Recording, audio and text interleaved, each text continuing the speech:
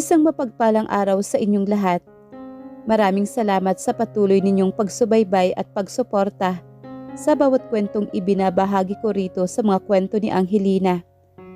Ang inyong suporta at mga komento ay nagbibigay sa akin ng inspirasyon upang magpatuloy sa paglikha ng mga makabuluhang kwento. Sana ay patuloy ninyong samahan si Angelina sa bawat yugto ng kanyang mga kwento.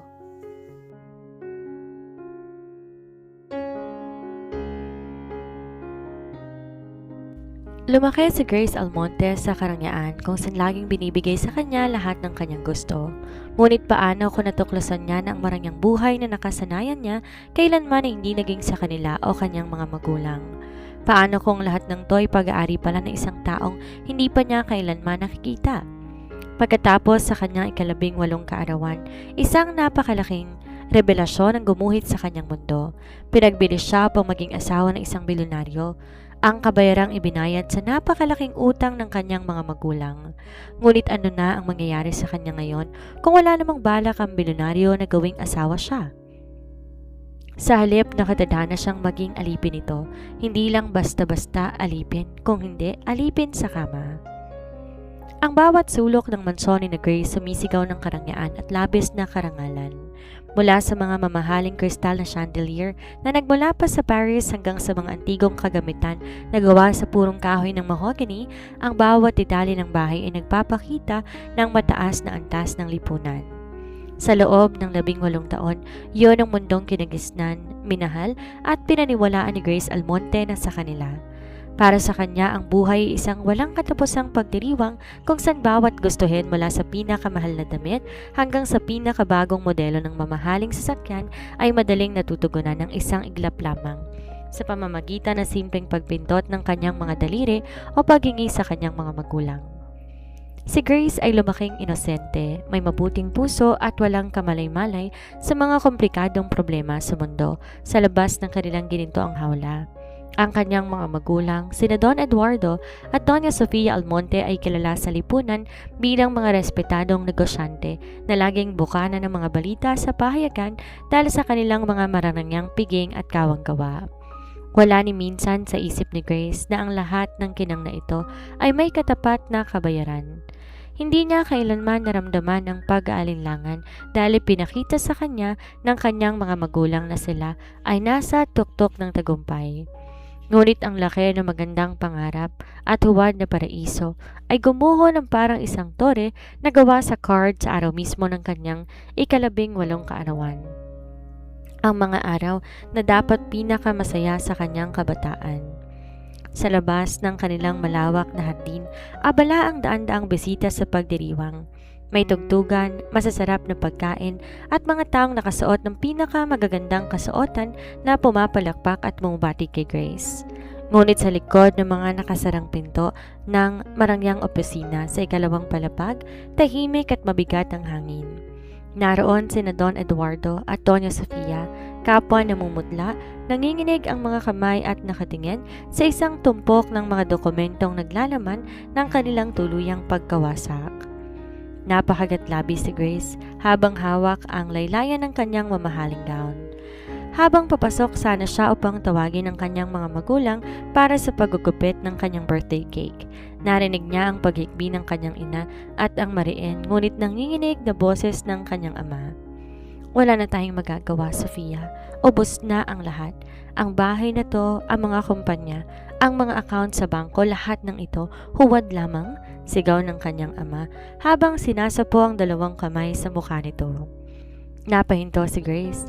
Parang binuhusan ng malamig na tubig ang kanyang buong katawan. Unti-unting lumalapit ang kanyang mga paa sa pinto na bahagyang nakabukas at doon na narinig ang katotohanan ng lumika ng isang malalim at permanenteng sugat sa kanyang dibdib. Ang marangyang buhay na yon ay hindi kailanman naging sa kanila. Utang lamang ang lahat. Isang bilyonaryong utang na nakasanlang sa pangalan ng isang lalaking kinatatakutan at ginagalang ng lahat. Ang taong nagmamay-ari ng tunay na imperyo sa likod ng kanilang mga utang, si Aiden Montenegro. Sa sandaling yon, ang mukha ng isang maayos na prinsesa at masaya na palitan ng isang dalagang biglang tumanda ng 10 taon dahil sa bigat ng katotohanan. Ang bawat kristal, ang bawat ginto, at ang bawat sulok ng mansyon biglang nagmistulang mga rehas sa isang kulungan. Bago pa man lubusang maunawaan ni Grace ang buong bigat at kahulugan ng mga narinig mula sa loob ng opisina, isang malakas at nakakabinging ingay ang umalingaw-ngaw sa ibaba. Ang dating masayang tugtugan at tawanan ng mga bisita biglang napalitan ng katahimikan at mga bulong ng pagkaalarma. Bago pa makapag-isip-isip si Grace, bumukas ng may lakas ang mga pangunahing pintuan ng mansyon. Hindi mga kaibigan, kamag-anak o mga inanyayahang bisita ang pumasok, kung hindi ang sunod-sunod na pagpasok ng mga lalaking nakasuot ng formal ngunit nakakatakot na itim na suit. May mga blankong ekspresyon ng kanilang mga mukha, malamig ang mga titig at kitang-kita sa kanilang mga kilos ang pagsasanay sa militar o seguridad. Agad nilang pinalibutan ng buong kabahayan, kaya't ang mga bisita ay naging abala sa pag-alis sa takot na madamay sa kung anuman ang mangyayari. Bumaba si Don Eduardo mula sa opisina habang hila-hila ang nanginginig na si Doña Sofia. Nang makita nila ang mga armadong lalaki, lalong namutla ang mukha ng ama ni Grace. Lumapit ang pinuno ng mga ito. Isang lalaking may peklat sa kaliwang kilay at may hawak na itim na portmanteau. Tapos na ang palugit, Don Eduardo, malamig na sambit ng lalaki. Ang boses ay sapat na upang mag-iwan ng takot sa sinumang makakarinig. Ang kumpanya ay nakuha na namin.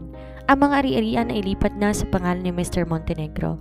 Ngayon, oras na para singilin ang natitirang bahagi ng kasunduan. Nanginig ang mga tuhod ni Doña Sofia at napasandal ito sa dingding habang umiiyak ng tahimik. Si Grace nakatayo pa rin sa itaas ng hagdan, pinapanood ang lahat, hindi makapaniwala sa kanyang mga mata. Lumapit ang kanyang ama sa pinuno at sa harap ng lahat ng natitirang saksi, nilapag ang isang makapal na dokumento sa ibabaw ng marmol na mesa sa sala. Si Grace, nanginginig na sambit ng kanyang ama habang ang mga mata nito pinipigilang lumuha. Siya ang kabayaran. Tuparin niyo ang inyong pangako na itatago ang kahihiyan ng aming pamilya at hindi na kami gagalawin pa? Nang marinig yun ni Grace, parang tinusok ng libong karayom ang kanyang puso. Ang salitang kabayaran ay paulit-ulit na umaalingaw-ngaw sa kanyang isipan. Hindi siya makapaniwala na ang sarili niyang mga magulang, ang mga taong pinagkakatiwalaan niya ng buong buhay ay pinagbili siya na parang isang ordinaryong produkto sa pamilihan upang bayaran ang kanilang mga utang sa negosyo. Tumutol si Doña Sofia. Lumapit to kay Grace, niyakap ang dalaga na napakahigpit habang humahagulhol. Patawarin mo kami, anak. Wala kaming ibang pagpipilian. Bulong ng ina sa gitna ng mga hikbi. Ngunit huli na ang lahat. Kinuha ng pinuno ng mga mato ng dokumento, sinuri ang pirma at tumingin ng diretso kay Grace. Ang kasunduan ay nilagdaan na noon pa mang mga taon ng mangutang kanyang ama para iligtas ang kanilang huwag na nakarangyaan. Ngayon ang tagapagmana ng Imperyong Almonte, wala nang halaga kundi isang dokumento ng pag-aari. Isang asawa sa papel at isang alipin sa ilalim ng malamig na batas ng bilyonaryong si Aiden Montenegro. Ang malamig na hangin ng gabi sumalubong kay Grace habang sapilitan siyang giniya papalabas ng sarili nilang mansyon patungo sa naghihintay na itim na limousine. Ang sasakyang to ay may mga tinted na bintana na tila nagtatago ng madidilim na sikreto sa loob. Walang naiwang bakas ng ingranding pagdiriwang, ang tayong natirayang katahimikan ng gabi at ang kaba na bumubalot sa buong pagkatao ni Grace. Habang umaandar papalayo ang sasakyan, huling sulyap na binigay niya sa kanyang tahanan ay ang mga nakasarang bintana nito na sumisimbolo sa pagtatapos ng kanyang buhay bilang isang malayang prinsesa. Tahimik ang biyahe, ang mga kasama niyang lalaking nakaitim na natiling tikaw ang bibig. Walang emosyon ang mga mukha habang nakatutok ang mga mata sa daan. Ang direksyon ng kanilang pinupuntahan ay papalayo sa lungsod, pataas sa masukal at madilim na bahagi ng bundok kung saan nakatayo ang isa sa mga pinakatago at pinakamalaking ari-ariang nagmamay-ari kay Aiden Montenegro. Habang tumataas ang sasakyan, lalong lumalamig ang paligid. At ang mga naglalakihang puno sa tabi ng kalsada, mistulang mga higanteng bantay na nagbababala sa sinumang mangangahas pumasok sa kanilang teritoryo. Pagkalipas ng halos 2 oras ng paglalakbay, bumagal ang takot. Takot na pag-andar ng limousine bago tuluyang pumasok sa malaking bakal na tarangkahan at otomatikong bumukas. Isang mahabang daan na gawa sa itim na bato ang sumalubong sa kanila. Sa magkabilang gilid nito may matatayog na pader at mga security camera na nakatutok sa bawat galaw. Sa dulo ng daan, tumambada isang napakalaking estate. Isang mansyon na gawa sa modernong arkitektura ngunit may kakaibang dilim at misteryo. Walang makikitang liwanag ng kasiyahan o mainit na pamilya sa loob. Ang tanging sumalubong kay Grace ay ang malulupit na anino ng malaking estruktura at ang malamig na simoy ng hangin sa kabundukan. Huminto ang sasakyan sa harap ng napakalaking pangunahing pintuan. Agad bumaba ang isa sa mga gwardya at pinagbuksan ng pinto si Grace. Nanginig ang kanyang mga paa nang itapak nito sa semento. Ang dating masayahin, palakaibigan at inosenteng dalaga ay tuluyan ng naglaho. Sa lugar nito ay ang isang bihag na walang kalayaan, dinala sa isang lungganon kung saan ang leon ay naghihintay sa kanyang masisithi at mabagsik na mga kamay. Bago pa man siya makahinga ng maluwag, bumukas sa malaking pintuan sa itaas ng grand staircase. Isang malalim, malamig at baritonong boses ang tanging liwanag na umaalingaw sa buong kabahayan, sapat para payukuin maging ang mga maton na nagbabantay sa kanya. Ipasok niyong babaeng yan sa loob. Huwag niyong hahayaang makalapit siya kahit saan, maliban sa lugar na nakalaan para sa kanya. Ang malamig na utos na nagpaguho sa natitirang lakas sa mga tuhod ni Grace. Nakatayo si Aiden Montenegro sa dilim na ikalawang palapag, kung saan ang tanging liwanag na nagbibigay buhay sa kanyang anino ay ang sinag ng buwan na tumatagos sa malaking salamin ng bintana. Bagaman di masyadong maaninag ng buo ang kanyang mukha mula sa ibaba, damang-dama ni Grace ang napakabigat na presensya ng lalaki. Isang presensyang nagtataglay ng kapangyarihan at otoridad na kayang durugin ang sinuman sa isang iglap lamang. Matangkad, malapad ang balikat at may tindig ng isang haring walang sinasanto. Si Aiden mukhang isang Diyos ng kadiliman na naghihintay sa kanyang sakripisyo. Habang pinangungunahan ng kaba ang kanyang mga paa, dahan-dahang naglakad si Grace papasok sa malawak na bulwagan. Sa bawat hakbang papalapit sa hagdan, mas lalo siyang nakakaramdam ng matinding pangamba. At nang magpa siya si Aiden na bumaba, bawat yabag ng kanyang sapatos sa marmol na sahig ay parang tunog ng martilyong tumatama sa isang kabaong. Nang tumapat na si Aiden sa maliwanag na bahagi ng hagdan, sa wakas nakita ni Grace ang mukha ng bilyonaryo ng malapitan. Isang mukhang hinding-hindi niya kailanman malilimutan. Matutulis at pormang-pormang panga, matang kulay abo na tila lumalagos hanggang sa pinakailalim ng kaluluwa at mga labing nakakurba sa isang mapanguyam at mapanganib ng ngiti. Walang awa sa kanyang mga mata, tanging malamig na puot at panlalait ang nakaguhit doon. Huminto si Aiden, ilang hakbang lamang ang layo mula kay Grace. Sinurin to ang buong katawan ng dalaga mula ulo hanggang paa sa isang paraan na nagparamdam kay Grace ng labis na kahihiyan at pagkaubos ng dignidad. Para bang sinusukat ni Aiden ang halaga ng isang kalakal na binili niya ng mura sa palengke.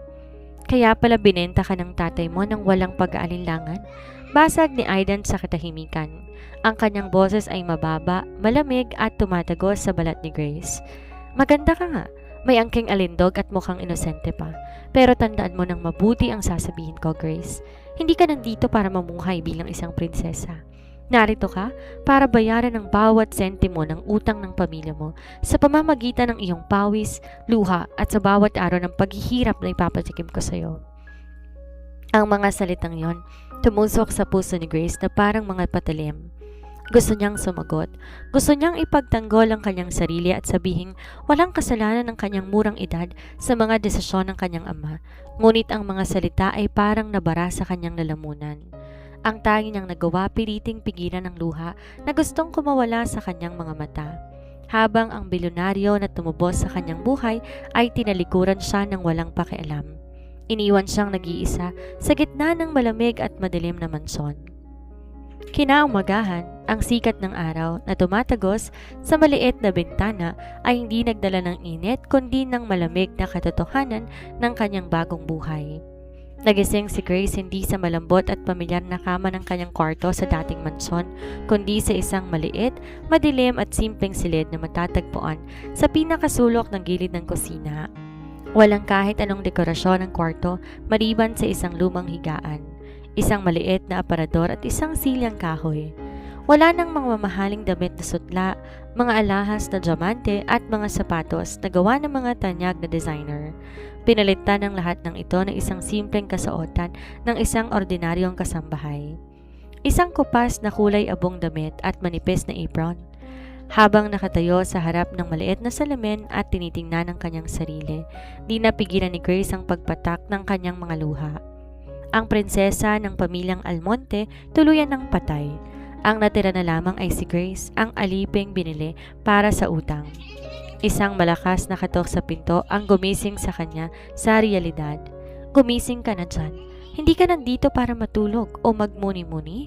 Sigaw ng isang matandang kasambahay na si Aling Martha, ang head loudspeaker na mukhang walang kakayahang ngumiti. Marami ka pang dapat gawin. Kung ayaw mong lalo pang magalit si Young Master Aiden, kumilos ka na. Dali-daling lumabas si Grace at sinimula ng kanyang unang araw ng paghihirap. Pumunta siya sa napakalawak na kusina at binigyan ng mabibigat na gawain. Pinaglinis siya ng mga sahig na marmol gamit lamang ang basahan at sabon. Pinag-ayos ng mga kalderong mabibigat at pinaghanda ng mga sangkap para sa pagluluto ng mga tauhan. Ang mga kamay ni Grace na nooy malambot at hindi kailanman nakahawak ng mabibigat na bagay agad namula, nagkapaltos at sumakit nang hindi dahil sa tindi ng pagod. Ngunit ang pinakamasakit sa lahat ay ang pisikal na pagod, kundi ang emosyonal na pasakit. Habang nagtatrabaho siya sa mga pasilyo, naririnig niya ang bulungan ng ibang mga kasambahay at gwardya. May mga mata na may halong awa, ngunit mas marami ang may halong pangungutya at panghamak.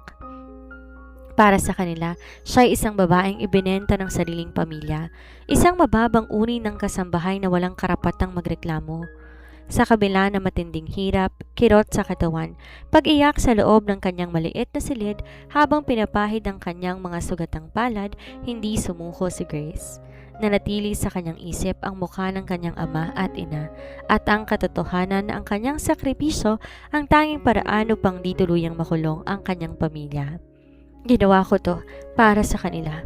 Bulong niya sa kanyang sarili sa gitna ng pagod habang pinipigilan ang sariling sumuko sa gitna ng kadiliman ng mansong iyon. Makalipas ang ilang araw ng mabibigat na gawain, patuloy na pangungutya mula sa mga tauhan sa loob ng malaking estate, naging mas mabigat pa ang dinanas ni Grace nang sumapit ang isang madilim na gabi. Habang abala siya sa paglilinis ng mga huling kalat sa kusina, lumitaw ang isa sa mga personal na guardian ni Aiden na may dalang malamig at walang pusong mensahe. Pinapatawag ka sa pribadong silid sa itaas? Maikling sambit ng guardia bago tinalikuran si Grace. Nanginig ang buong katawan ni Grace. Ang mga paa niya tila ay binaon sa sahig sa tindi ng takot. Alam niya anong ibig sabihin ng pagtawag na yun sa gabi. Hindi ito tungkol sa simpleng utos sa bahay o paglilinis. Ito ay tungkol sa kanyang tunay at pinaka-karumal-dumal na papel sa kasunduang nagbenta sa kanya. Pilit niyang pinatibay ang kanyang loob, huminga ng malalim at dahan-dahan umakyat sa hagdan patungo sa pintuan ng master suite kung saan pinaghihintay ang lalaking nagmamay-ari ng kanyang buhay. Pagpasok niya sa malaki at mamahaling silid, bumungad sa kanya ang nakabibinging katahimikan. Si Aiden nakatayo sa tabi ng malaking salaming bintana, nakatalikod, hawak ang isang baso ng mamahaling alak. Ang anino nito sa madilim na silid ay mistulang demonyo na handang kumain ng buhay. Dahan-dahang lumingon si Aiden at ang kanyang mga matang kulay abo sinalubong ang takot na nakikita sa mukha ni Grace. Unti-unti, lumakad si Aiden papalapit sa kanya. Ang bawat yabag ng sapatos nito parang kidlat na tumatama sa dibdib ng dalaga. Alam mo ba kung bakit ka naririto, Grace? Tanong ni Aiden sa bababa at malamig na boses habang humintuto ng ilang pulgada lamang ang layo sa kanya. Hindi ko kailangan ng isang asawa na maganda lang sa panlabas o tatanghod lang sa mansong ito na parang isang estatwa. Ang kailangan ko ay isang babaeng yumuyuko at sumusunod sa bawat utos ko ng walang pag-aalinlangan. Bago pa makapagsalita o makaatras si Grace, mabilis sinawakan ni Aiden ang kanyang braso ng mahigpit. Ang mga daliri nito ay tila bakal na bumuon sa kanyang balat. Naramdaman ni Grace ang matinding puot at galit na matagal nang kinupkop ng bilyonaryo sa kanyang dibdib. At ngayong gabi, bulong ni Aiden ng may halong sarkasmo at marahas na pagnanasa. Sisimulan mong gampanan ang tunay mong tungkulin bilang kabayaran ng pamilya mo? Nang sandaling yon, ang luhang pilit pinipigilan ni Grace tuluyang kumawala at pumatak sa kanyang pisngi. Ang bawat haplos ng bilyonaryo ay mariin, walang bahagyang lakas ng pagmamahal o awa. Isang masakit at madilim na paalala na sa ilalim ng bubong na ito siya'y tuluyan ng bihag sa katawan at kaluluwa. Walang kalayaan laban sa kamay ng isang lalaking nag-uumapaw sa pagnanais na magiganti. Matapos ang gabing yon na nag-iwan ng malalalim na sugat, hindi lamang sa kanyang balat kundi maging sa kanyang kaluluwa, naging sunod-sunod at mas mabigat pa ang paghihirap na dinanas ni Grace sa loob ng mansyon. Sa mata ng lipunan at ng iilang taong nakakakilala sa kanila sa labas, siya ay asawa sa papel ni Aiden Montenegro, isang titulong may dalang dangal at karangyaan. Ngunit sa loob ng mga pader na madilim na estanting yon, ang katotohanan ay malayo sa isang fairy tale. Siya'y tinuturing na isang hamak na alipin at isang kasangkapan lamang upang maibsa na nag-aapoy na galit at puot ng bilyonaryo sa nakaraan ng kanyang pamilya. Gabi-gabi matapos ang maghapong paggawa ng mabibigat na trabaho at pagsunod sa mga utos ni Aiden, si Grace ay bumabagsak sa kanyang maliit na silid na punong-puno ng luha. Wala siyang masasandalan kundi ang kanyang sarili. Mahigpit niyang hinahawakan ang lumang kwintas na pilak na bigay sa kanyang ina bago siya umalis sa kanilang dating tahanan. Ang tayong naiwang alaala ng kanyang nakaraan. Doon, sa ilalim ng madilim na liwanag ng isang maliit na bombilya, binubuhos niyang lahat ng sakit, hinagpis at pagkalitong naramdaman ng kanyang murang isipan. Bakit kailangan mangyari to sa atin? Ano ang kasalanan ko para danasin ang lahat ng to? Paulit-ulit na tanong niya sa kawalan habang ang mga luhay patuloy na pumapatak sa kanyang mga palad. Sa gitna ng kanyang galit at matinding sama ng loob kay Aiden dahil sa kalupitang pinapakita nito, may kakaiba pa ring emosyon na sumisibol sa dibdib ni Grace. Isang mabigat na kirot tuwing nakikita niyang bilyonaryo ng malayo. Sa likod ng matigas na mukha at malamig na mga mata ni Aiden, napansin ni Grace ang isang malalim at madilim na kalungkutan sa tuwing ang lalaki nag-iisa sa kanyang opisina. Ngunit ang kuryosidad na yon, agad niyang sinasakal ng takot dahil alam niyang ang pag-aalinlangan sa isang taong tulad ni Aiden katumbas ng mas malaking kaparusahan. Isang gabi, habang ang buong mansyon ay nababalot ng mahimbing na katahimikan at ang mga kasama sa bahay ay tulog na, si Grace ay pinagawa pa rin ng dagdag na trabaho. Inutusan siya ni Aling Martha na linisin ang pribadong silid-aklatan at ikatlong palapag. Isang malawak na silid na puno ng mga lumang aklat, mga dokumento at mga mamahaling antigong kagamitan na mahigpit ipinagbabawal pasukin ni Numan maliban kay Aiden. Sa kabila ng kaba sa kanyang dibdib, wala siyang nagawa kung hindi sundin ang utos upang maiwasan ang panibagong galit ng kanyang asawa. Habang maingat na pinupunasan ni Grace ang makapal na alikabok sa ibabaw ng isang malaking mesa na gawa sa nara, hindi sinasadya ng kanyang siko na mauntog ang gilid sa isang nakasarang drawer. Dahil sa lakas ng pagkakaugnay, bahagyang umuwang ang driver at niluwa ang isang lumang litrato na nakatago sa ilalim ng makakapal na papel. Nagtataka at kinakabahan, dahan-dahang hinila ni Grace ang drawer upang tingnan kung ano pa ang naroon. Kinuha niyang lumang litrato at nang ilapit to sa liwanag ng lampara, nanlaki ang kanyang mga mata at napatakip siya ng bibig sa gulat. Isang masayang pamilya ang nakangiti sa litrato. Isang mag-asawang mukhang kagalang-galang at isang batang lalaki na may mga matang kulay abo na walang iba kundi si Aiden. Noong ito ay bata pa, ngunit ang mas nagpakilabot kay Grace ay ang taong nakatayo sa tabi nila. Nakikipagkamay at nakangiti sa ama ni Aiden, walang iba kundi ang kanyang sariling ama, si Don Eduardo Almonte. Biglang pumasok sa isip ni Grace ang mga kwentong madalas ibulong ng mga manggagawa sa labas noon, mga kwentong pinilit ikubi ng kanyang mga magulang. Ang negosyong binagsak ng kanyang ama nung kabataan nito ay hindi lang basta ordinaryong kumpanya. Ito ang mismong pangunahing korporasyon ng pamilya Montenegro. Dinaya, ninakawan at pinabagsak ng ama ni Grace ang kumpanya ni na Aiden na nagdulot ng matinding kahihiyan. Pagkalugi at kalaunan ay ang bigla ang pagkamatay ng mga magulang ni Aiden dahil sa atake sa puso at labis na stress. Nawala ng kulay ang mukha ni Grace at nanginginig ang mga kamay habang nakatitig sa litrato. Sa wakas, naiintindihan niya ng lahat. Hindi lamang to simpleng utang sa pera o kasunduan sa negosyo. Ang galit ni Aiden isang malalim na sugat ng pagtataksil, isang utang ng dugo at dangal na sinina ng kanyang sariling pamilya. Naramdaman niya matinding hiya at awa, hindi para sa kanyang sarili, kundi para sa lalaking pinili siyang saktan. Dahil sa mga kasalanan na hindi naman siya ang gumawa, ngunit kung saan siya ang nagsisilbing pinakamabigat na kabayaran. Dahil sa sunod-sunod na buyat, matinding pisikal na pagod, emosyonal na pasakit at ang bigat ng mga nalaman tungkol sa madilim na karaan ng pamilya Montenegro at Almonte, tuluyang bumigay ang katawan ni Grace. Isang umaga, habang naghahanda siya ng almusal sa napakalaking kusina ng mansyon, nakaramdam siya ng matinding pagkahilo. Ang paligid biglang umikot. Ang mga tunog naging parang malalayong echo at bago pa man siya makahawak sa gilid ng mesa, nawalan siya ng malay at bumagsak ng tuluyan sa malamig na marmol ng sahig. Nagising si Grace makalipas ang isang oras, ngunit hindi siya naroon sa maliit at madidilim na silid sa tabi ng kusina. Sa halip natagpuan niya ang kanyang sarili na nakahiga sa isang napakalambot, malaki at pamilyar na kama. Ang master's bedroom ni Aiden. Ang kwarto ay mabango at mamahaling amoy at sa tabi ng kanyang higaan nakatayo ang personal at pinagkakatiwalaang doktor ng pamilya Montenegro. Abala sa pag-ayos ng dextrose sa kanyang braso at pagsusuri sa kanyang pulso. Nang marinig ang paggalaw ni Grace, tumingon ang doktor, agad na kinuha ang kanyang stethoscope. "Mabuti naman at nagising ka na, Mrs. Montenegro," mahinahong sabi ng doktor. "Kailangan mo ng matinding pahinga.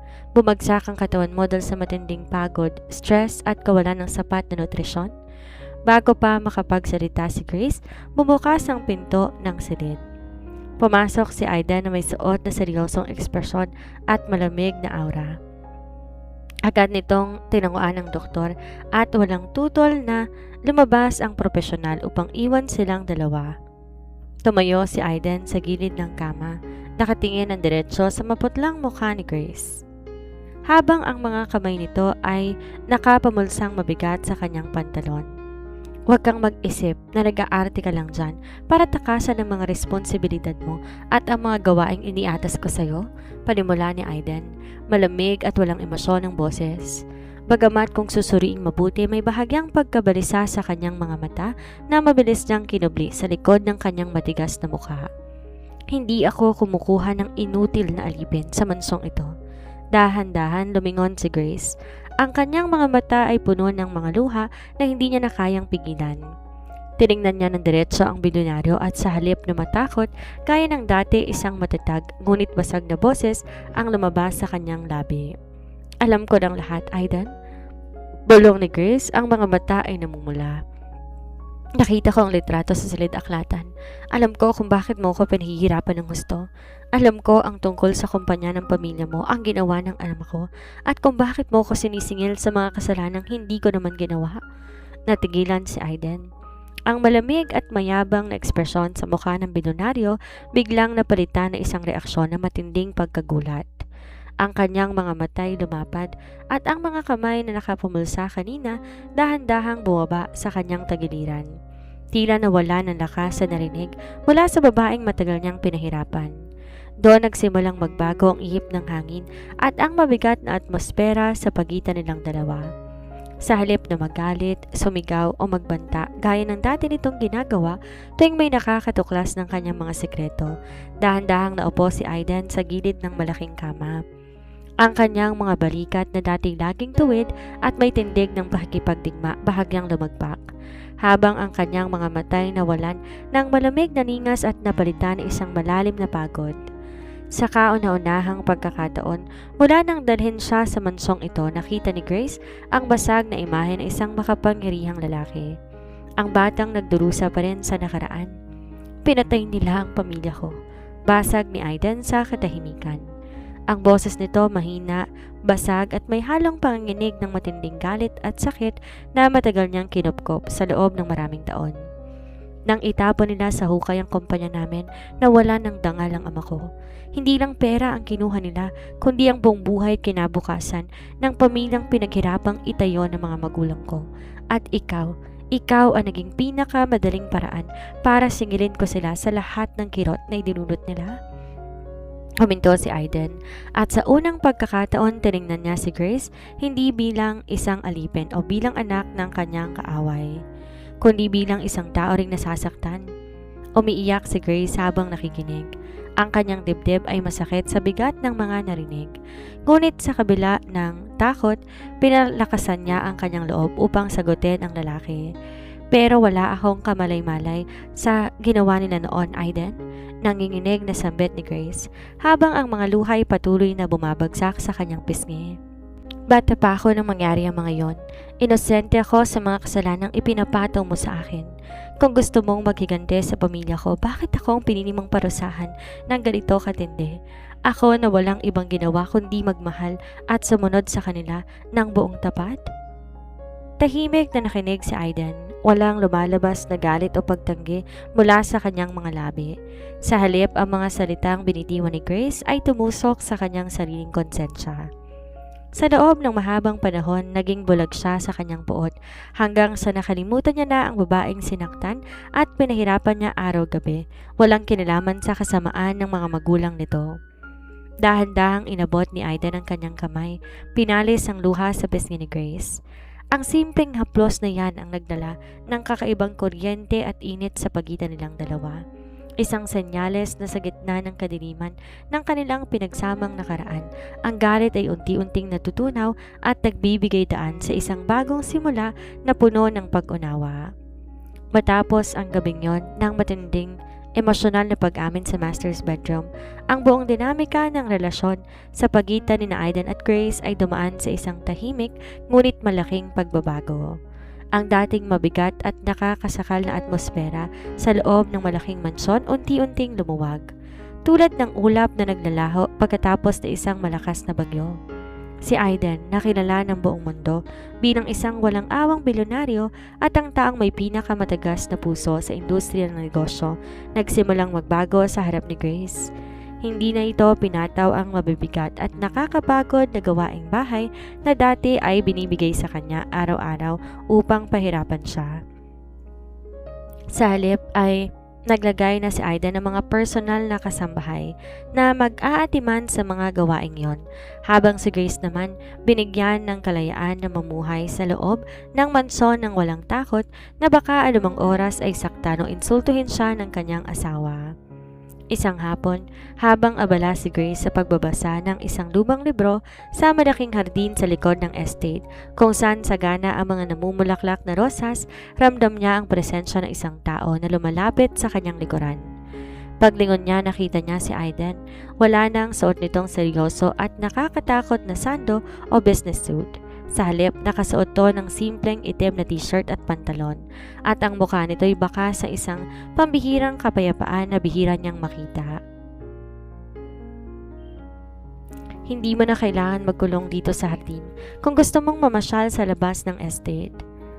Grace, basag ni Aiden sa katahimikan habang nakatayo sa tabi nito. Ang boses nito ay kalmado, malambot, walang bahid ng dating pagbabanta. May mga personal na gwardiya na mag-aabang at magbabantay sa'yo kung nais mong lumabas para magpahangin sa bayan o mamili ng gusto mo. Hindi na kita binabantayan bilang isang bilanggo? Napatingin si Grace kay Aiden. Nagtataka at medyo naiilang pa rin sa biglaang kabaitan nito. Ngunit sa pagtitig niya sa mga mata nitong kulay abo, napagtanto niya na ang galit na nag-utso kay Aiden upang sirain ang buhay niya ay unti-unti nang napapalitan ng ibang uri ng damdamin. Isang damdaming matagal nang nakakulong sa likod ng puot at ngayon handa nang sumibol sa gitna ng kanilang komplikadong pagsasama. Lumipas sa mga sumunod na araw nang may kakaibang kapayapaan sa loob ng malaking estate. Ang dating bahay na tila isang kulungan ng puot at paghihiganti, dahan-dahang nagiba ang anyo sa paningin ni Grace. Hindi na to isang madilim na piitan kung saan siya ay naghihintay ng parusa. Sa halip, ito ay naging sanhi ng isang tahimik na kanlungan kung saan ang dalawang taong may sugat sa nakaraan ay unti-unting natututong huminga at maghilom.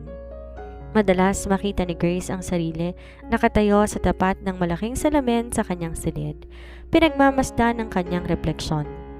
Napansin niya ang pagbabago sa kanyang sarili. Ang mga matang dati laging namumugto sa luha at takot ay meron ng taglay na tibay at liwanag. Ang pagkawala ng bigat ng galit ni Aiden ay may malaking epekto sa kanyang kaluluwa.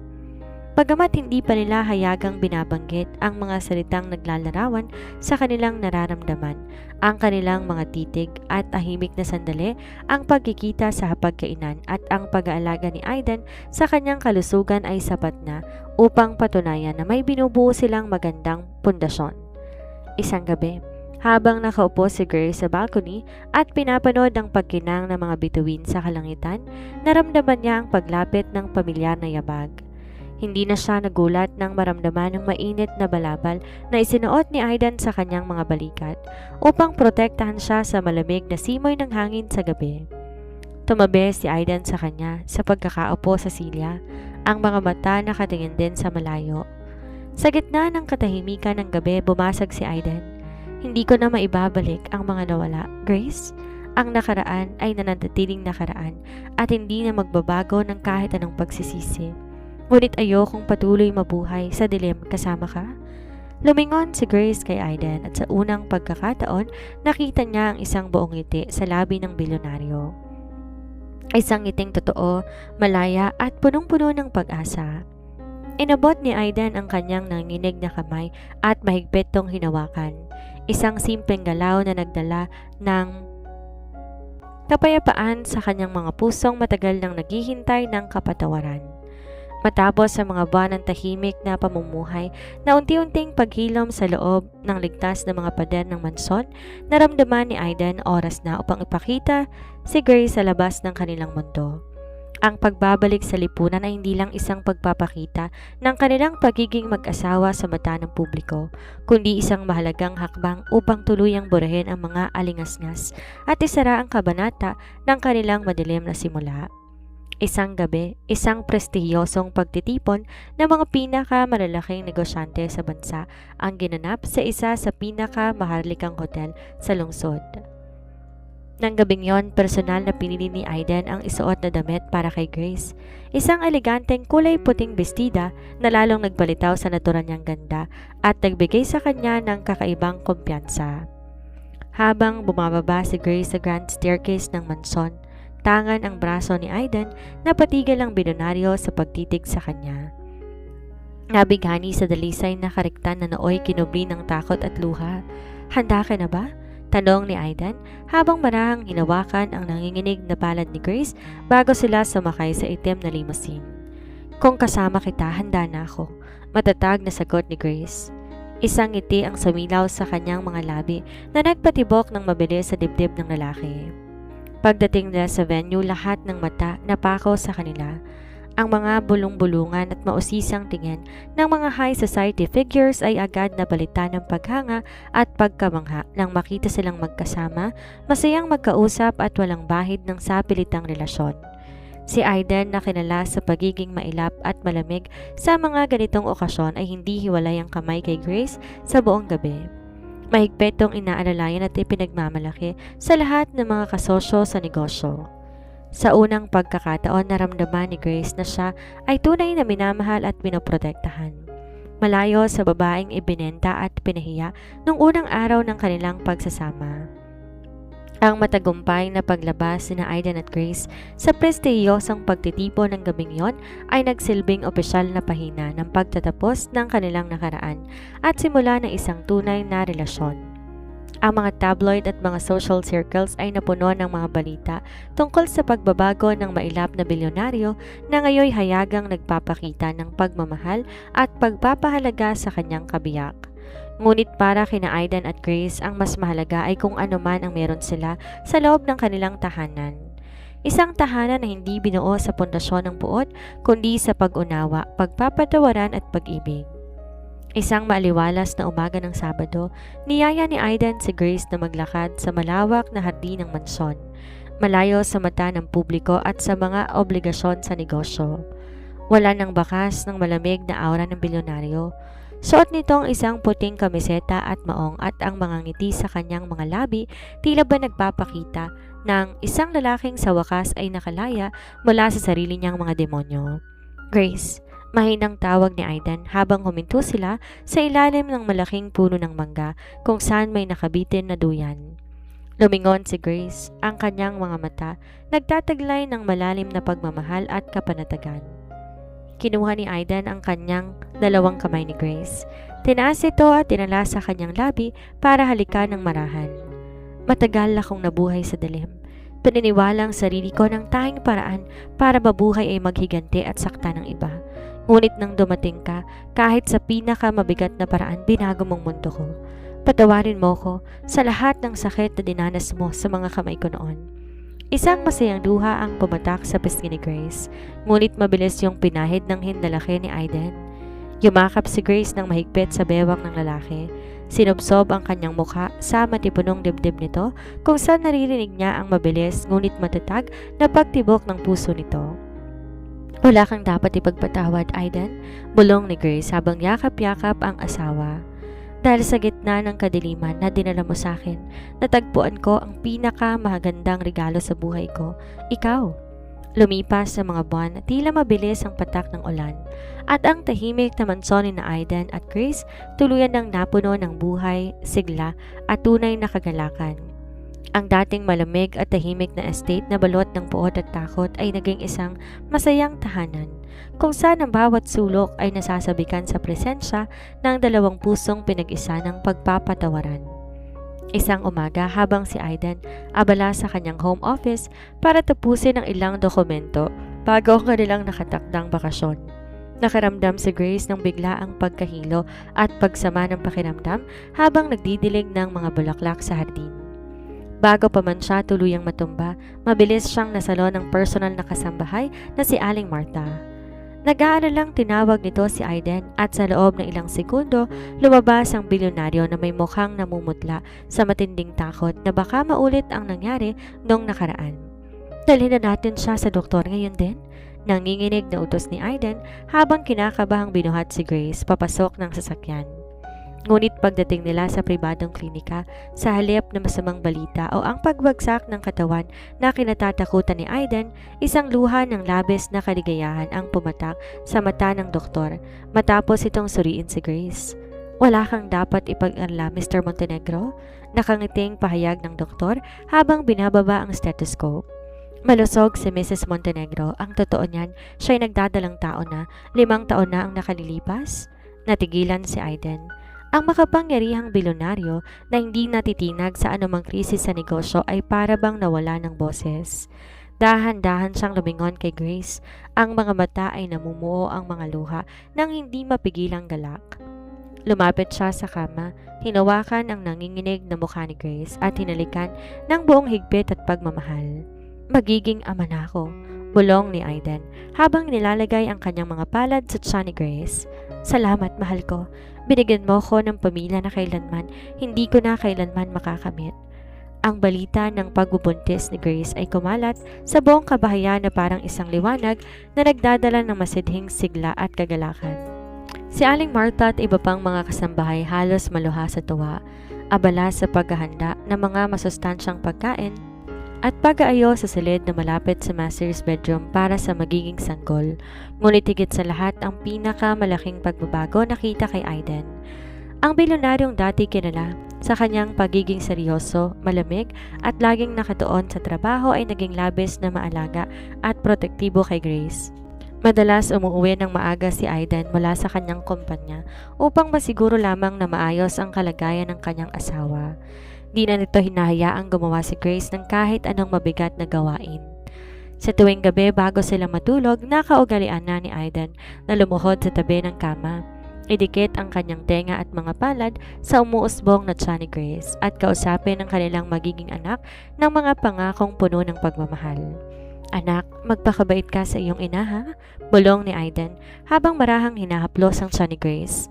Habang ang huli nakatunghay sa kanya at pinapanood ang lalaki na may ngiti sa mga labi.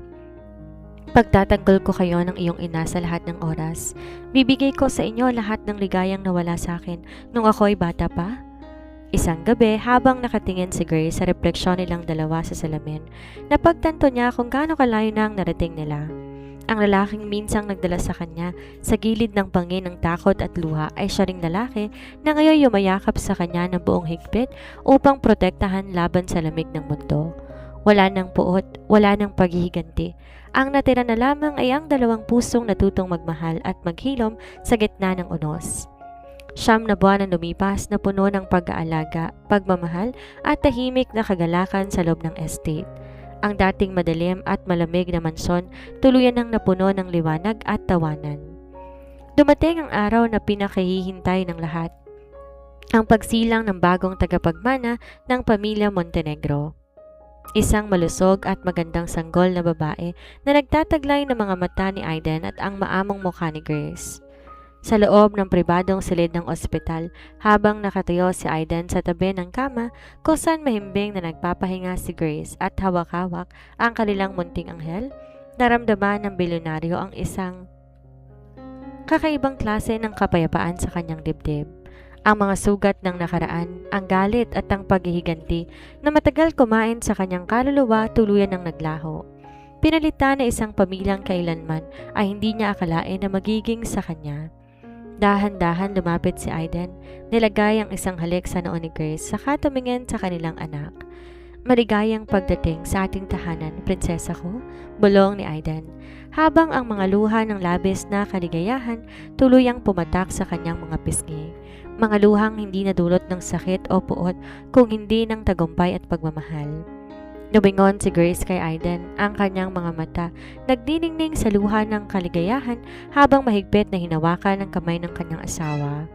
"Akala ko noon, ang pagpasok ko sa mundong ito ay katapusan ng buhay ko, Aiden," sabi ni Grace nang may ngiti sa mga labi. Ngunit naging simula pala to ng lahat. Hinawakan ni Aiden ang mukha ni Grace. Tinitigan to ng may walang hanggang pagsinta at sinambit ang pangakong mananatili magpakailanman. "Sinabi ko noon, sisingilin kita sa nakaraan. Ngunit ang totoo, ikaw ang pinakamagandang gantimpala na ibinigay sa akin ng tadhana. Mahal na mahal kita, Grace Montenegro. Ngayon, bukas at magpakailanman." At sa gitna ng silid na iyon, habang kayakap ang kanyang mag-ina, natagpuan ng bilyonaryo ang tunay niyang kaharian. Hindi sa kapangyarihan o yaman, kung hindi sa tagumpay ng pagmamahal.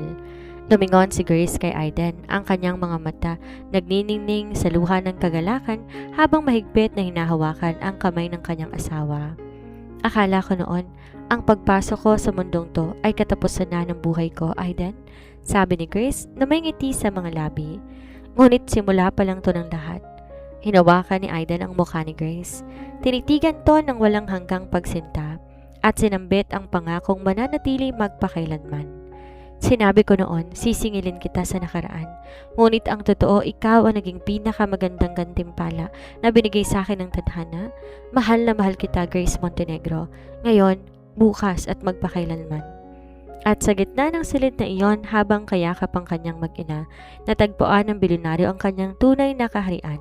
Hindi sa kapangyarihan o yaman, kundi sa mga braso ng babaeng nagturo sa kanyang puso kung paanong magmahal muli.